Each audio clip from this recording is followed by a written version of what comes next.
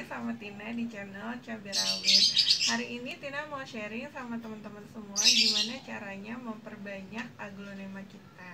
Nah, secara umum cara memperbanyak aglonema itu yang banyak sekali dilakukan itu ada 3 cara. Yang pertama adalah membiarkan dia beranak atau bertunas secara alamiah, seperti contohnya yang ini. Nah, ini Snow White-nya dia sudah tua banget, jadi dan udah panjang banget tuh. Jadi dia bisa beranak secara alamiah karena memang sudah tua dan akarnya sudah banyak.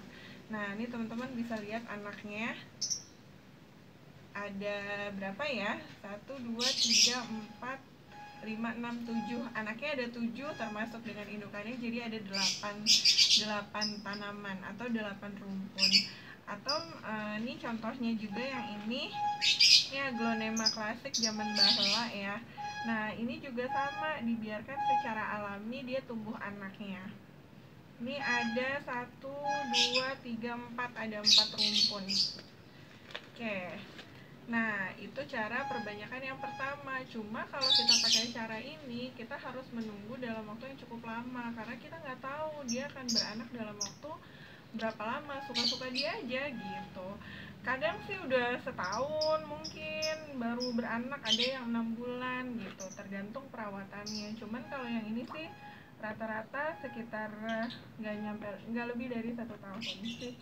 Nah, itu cara yang pertama. Cara yang kedua adalah mencacah batang atau bonggol, di mana batangnya itu kita potong. Jadi kalau kita punya batang yang panjang seperti ini, nah itu kita potong. Tina juga udah pernah bikin videonya ya, jadi teman-teman bisa scroll aja untuk cari video dengan judul memperbanyak aglonema dengan cara mencacah batang atau bonggol gitu. Tina lupa.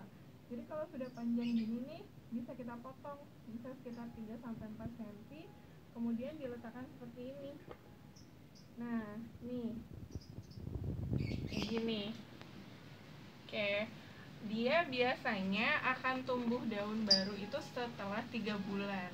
Ada kemungkinan dia nggak tumbuh daun baru, tapi kemungkinan dia tumbuh daun barunya sih lebih besar. Selama ini yang Tina praktekin sekitar 80% dia tumbuh daun baru.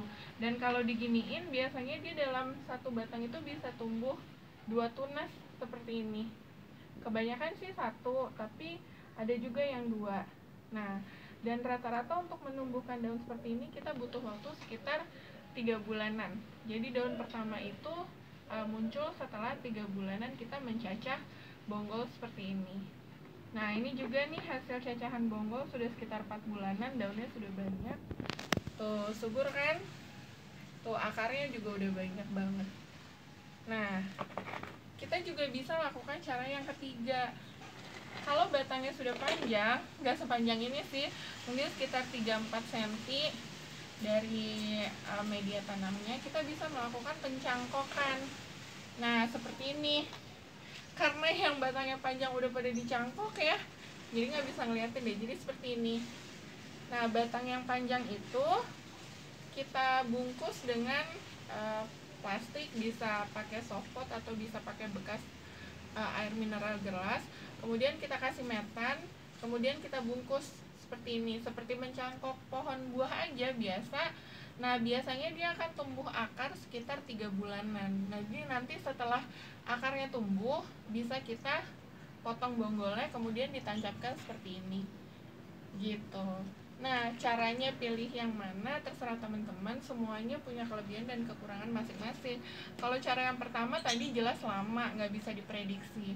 Kalau cara yang kedua, itu yang paling banyak Tina lakukan. Jadi memperbanyak aglonema dengan cara mencacah bonggol atau batangnya seperti ini. Cara yang seperti ini lama nggak sih Mbak Tina? Baru coba sih ya gitu, cuman kalau dibandingkan dia 3 bulan lagi baru berakar banyak, kemudian baru kita cacah, artinya dalam waktu 3 bulan ke depan dia belum menghasilkan daun baru. Kalau yang ini mencacah bonggol, kita dalam mencacah bonggol atau batang, kita dalam 3 bulan ke depan sudah dapat daun baru dan akar baru. Jadi kalau Tina untuk perbanyakan lebih seneng yang ini. Ada satu lagi sih sebenarnya, perbanyakan yang bisa menghasilkan aglonema dalam jumlah banyak dan dalam waktu yang singkat, yaitu dengan menggunakan teknologi kultur jaringan. Tapi nggak tahu deh di Indonesia udah ada apa belum kultur jaringan aglonema. Kayaknya udah ada ya, cuman belum dipasarkan secara luas seperti bibit botol. Kalau bibit botol anggrek tuh sudah banyak yang produksi, tapi kalau kultur jaringan aglonema kayaknya Tina belum. Setiap nanya gitu ke laboratorium, mereka jawabannya belum dijual Mbak Tina, belum dijual. Padahal itu cara untuk memperbanyak untuk budidaya aglonema yang hasilnya bisa dapat banyak dalam jumlah yang dalam waktu yang singkat. Nah, itu tadi 3 cara kita memperbanyak aglonema. Silakan teman-teman mau pilih yang mana enaknya. Yang sudah pernah coba ketiganya boleh share di kolom komentar. Yang mau tanya-tanya juga bisa list komen. Dan terima kasih udah nonton channel Cabai Rawit. Jangan lupa subscribe, like, share, dan leave comment. Assalamualaikum.